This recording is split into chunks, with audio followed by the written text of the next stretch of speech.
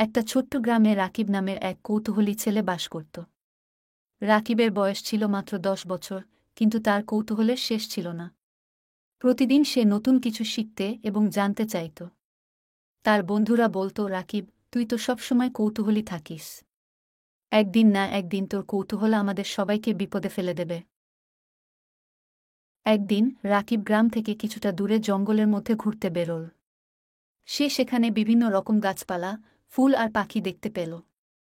হঠাৎ তার চোখে পড়ল একটা ছোট্ট, ঝকঝকে বাক্স।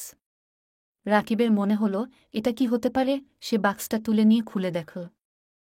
বাক্সটা খুলতেই সেখানে একটা ছোট্ট কাগজের টুকরো পেল। কাগজটাতে লেখা ছিল, যদি তুমি সত্যিই সাহসী হও, তাহলে এই জঙ্গলের গভীরে গিয়ে একটা বিশেষ পাথর খুঁজে বের করো। ওই পাথর তোমাকে অনেক শক্তিশালী করবে। রাকিবের কৌতূহল বেড়ে গেল। সে ভাবল, আমি তো সাহসী, আমি অবশ্যই ওই পাথর খুঁজে বের করব। সে জঙ্গলের গভীরে প্রবেশ করল। কিছুক্ষণ পর সে দেখল একটা ছোট্ট গুহা। গুহার ভেতরে ঢুকতেই সে দেখল সেখানে একটা বিশাল পাথর রাখা আছে। রাকিব পাথরটা তুলে নিয়ে ভাবল, এটাই তো সেই বিশেষ পাথর। কিন্তু হঠাৎ পাথরটা খুবই ভারী হয়ে উঠল। রাকিব বুঝতে পারল এটা তোলা তার পক্ষে সম্ভব নয়। সে তখন গুহার মধ্যে থেকে এক রহস্যময় কণ্ঠ শুনতে পেল।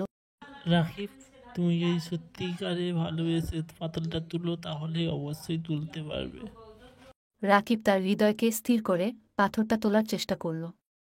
সে ভাবল, আমি পারব, আমার মনে বিশ্বাস আছে। হঠাৎ পাথরটা হালকা হয়ে গেল এবং রাকিব সেটা তুলে নিল।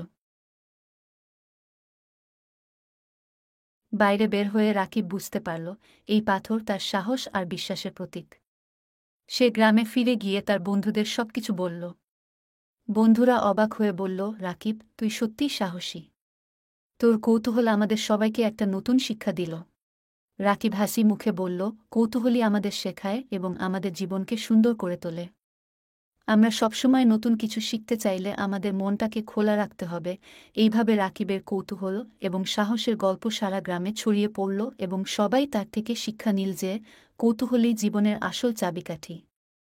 আমরা আপনাদের জন্য এমন নতুন নতুন ভিডিও বানাচ্ছি, তো আপনাদেরও দায়িত্ব এই চ্যানেলটিকে সাবস্ক্রাইব করা এবং লাইক করা। আমরা 5 লাইক টাইগার রাখছি।